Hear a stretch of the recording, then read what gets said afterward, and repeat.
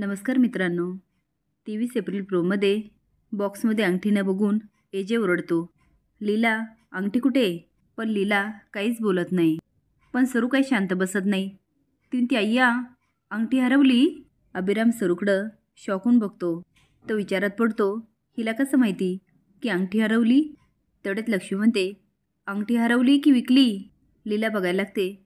दुर्गा म्हणते, जी मुलगी एजंटची महत्त्वाची आठवण जपून ठेवू शकली नाही, ती आपलं घर, हे कुटुंब, इथल्या पद्धती कशी जपेल?